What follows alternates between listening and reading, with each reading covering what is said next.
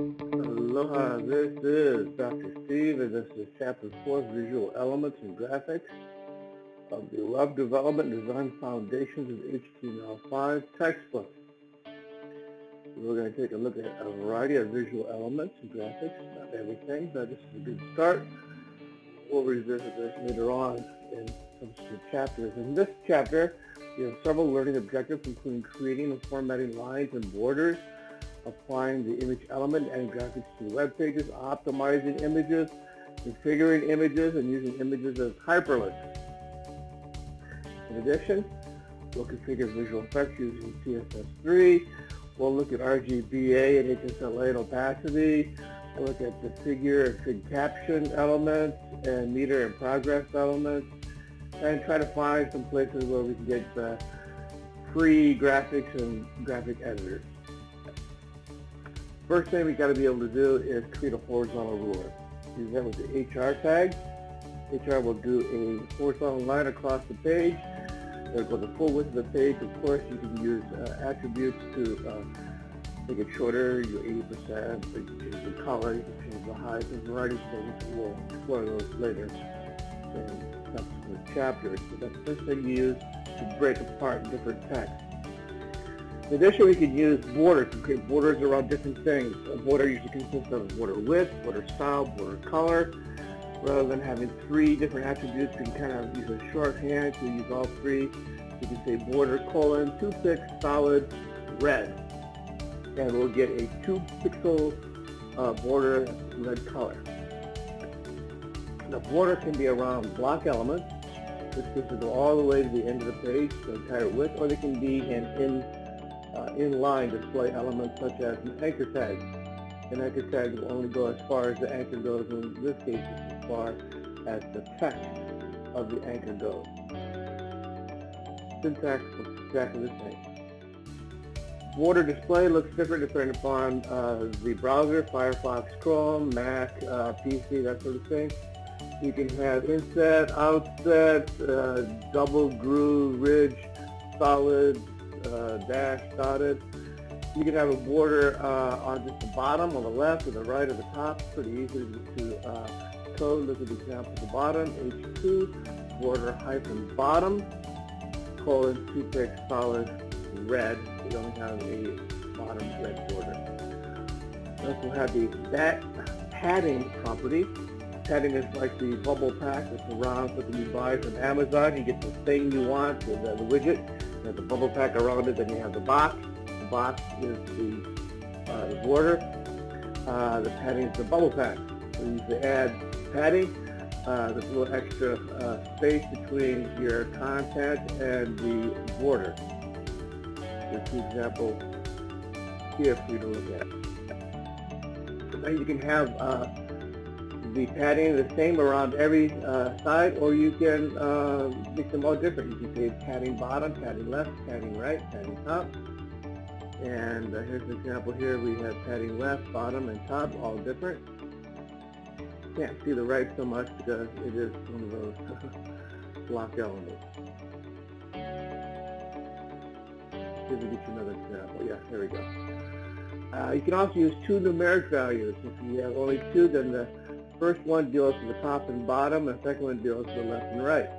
With this example of the code, padding 20 pixels and 10 pixels. 20 refers to the top and bottom, 10 refers to the left and right. Although you can't really see the right so much because, again, it's the block element.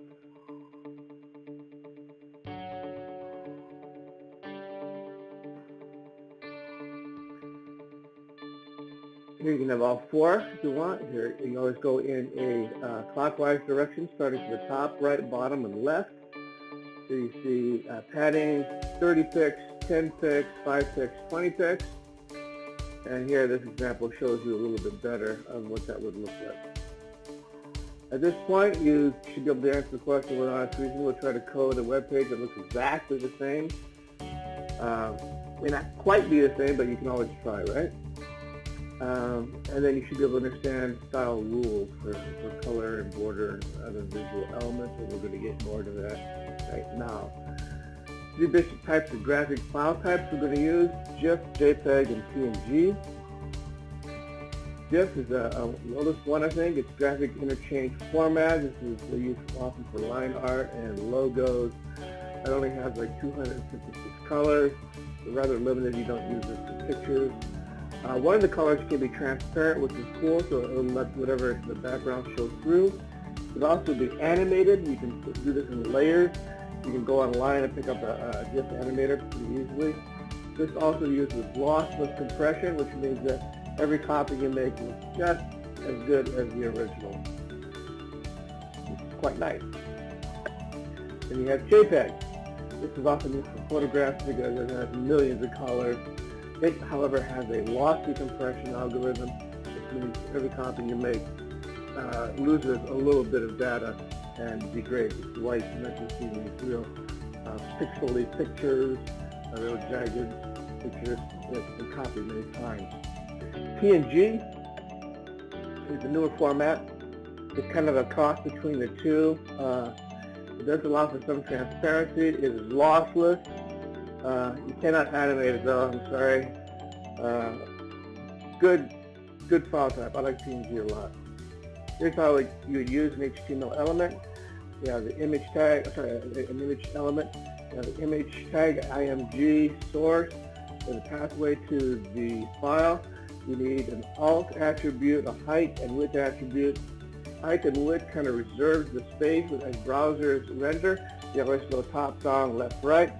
And if you have height and width attributes, it will reserve that space so that if the image is large, it'll wrap the text first around it as the image slowly renders in. This gives the user something to look at least while they're waiting for that image of yours to download, which is why you want to optimize images also, so you don't have your user waiting so long. Accessibility, always use the alt attributes, unless you have purely decorative images like bullets or even in navigation, then you use an empty alt. Otherwise, you'll want the alt for text readers, for those people who cannot see the image. You can also use an image as a link. Here's an example. Instead of a text, you'd have the image source. This example here, image, source, home, height, width, and alt, as I said before, then the end of the anchor. So instead of words, you have that image tag. Works just fine for any image. Doesn't have to be for navigation, for any image. You may want to get rid of the border by configuring the style in your style sheet, border style none. Thumbnails are very useful. I do this a lot. I use a TN prefix before my image name, TN underscore to whatever the image name is. TN stands for thumbnail. This lets the user decide whether he or she wants to wait for the image to download. Thumbnails are smaller, so they don't think they don't have to download. The real image should be much larger. So this way, you have you give the power to the user. I really deal a lot with image optimization. Most images, I think with a camera or a phone, they're way too big. They're way too big. You have to downsize these things, resample them, change the height and width of them. Otherwise, you're making your user wait far too long.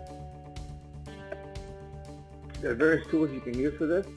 You can use GIMP, that's a free tool. Photoshop, and a whole bunch of things online. You probably have access to a lot of these things already. In any case, you want to reduce the dimensions, reduce the file size. Otherwise, you're making your user wait, and nobody really likes waiting, right? For file names, for images, or anything, all that matters, I would say always use lowercase letters. Don't use punctuation symbols and spaces. Don't change the file extensions. And for Mac users, be sure you learn how to use file extensions.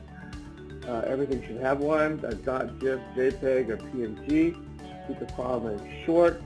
Example, I1GIF is probably too short. My image with my dog on my birthday, GIF is too long. But the Goldilocks one, dog D-Day.GIF, might be just about right. Yeah, I like that one.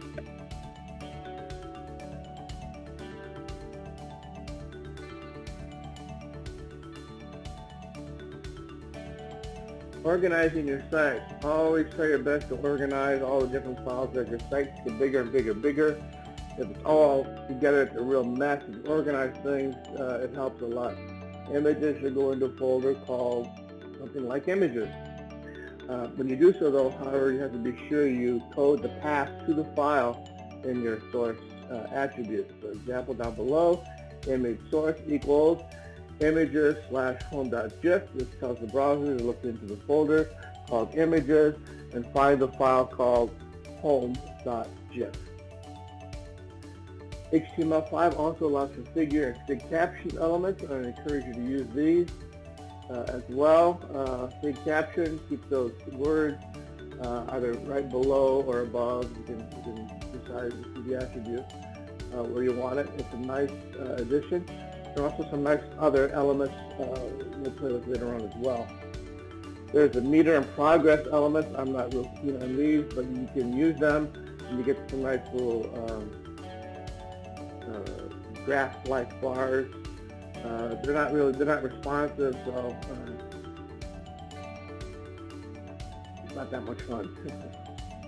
Background images. You like to put background images in. Pretty easy to code. Look at the example. Body, background -image, colon. Notice the syntax here. URL, and then we have in parentheses background.gif. By default, things will tile. The example on the right shows a tiled image in the background. One on the left is also tiled, but it is a wide image, so you don't see it tiling left and right, you only see it tiling top down.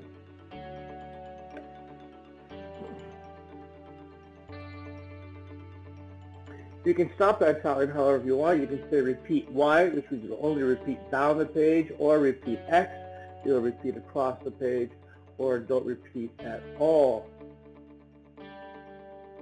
Here's an example of an image used in an H2 before some text. In order for that to look nice, you have to say background repeat, no repeat. You have to give it the path to the file. Here we are, URL trilliumbullet.gif, and we have to use a padding left so that the text does not overwrite the image. Here's an example of using multiple background images. The code here looks a little bit redundant, but it's okay. The main thing is you have that background URL trilliumput.gif, and the placement, no repeat, bottom right, so it'll be in the bottom right, and then the other background image URL trilliumgradient.png, that gradient looking image in the background. Multiple background images can be very effective. Yeah, at this point, you should be able to know how to describe the style sheet to configure a graphic named circle.jpg, display once, or any number of things. Okay, more about images. You should be able to do image maps, favorite icon or favicon, sprites, find sources for graphics, and some guidelines on image usage and accessibility. An image map is a picture that is broken up into hot spots. There should be more than one hot spot. Here is one. I'm showing you one on this slide. It's a rectangle. It has the X and Y coordinates of 24, 186 in the upper left, and what is that, 339, 283 in the lower right. So that's just defining the left and right coordinates, X and Y coordinates of the box. You can also do circles or polygons. I like rectangles, they're easier to deal with. You have to create the map, and then you have to use the map, and you see that in the code down below. Be sure in the use map you use the hash mark, which tells the browser to use that ID called the quote. Favorites icon is what shows up in the tab or the address bar or in the favorites list or bookmark list if you keep that.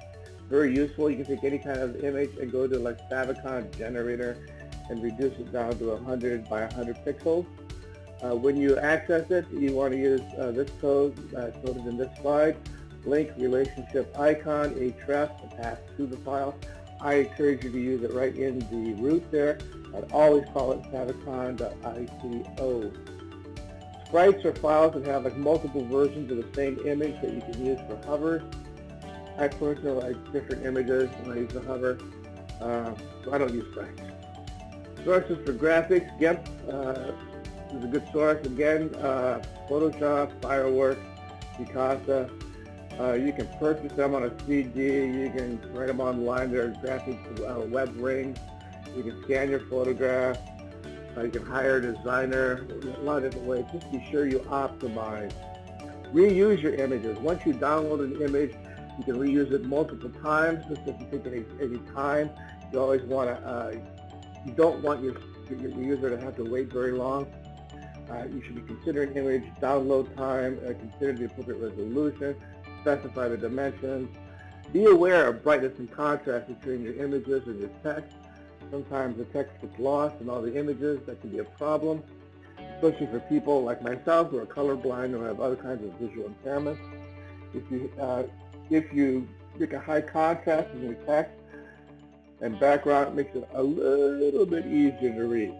So please consider that. At this point, you should have all these items under your belt. Feel free to pause.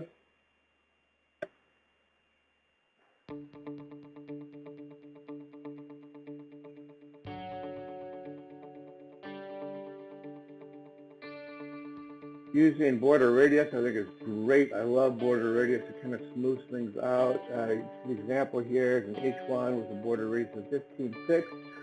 It rounds those corners of the border. You can do it all with one number, like 15, or you can do it with different numbers. Look at the second example here. Here we have border radius 15, 30, 100, and 5. We can start with the upper left corner, go upper right corner, lower right corner, lower left corner, and the lower right one has the 106, creates a much rounder corner. Box shadow, also excellent. 5 pix, 5 pix, 5 pix in color that deals with down to the right, 5 pix to down, 5 pix to the right, 5 pix, and blur 5 pix. Opacity, there's several ways of doing this.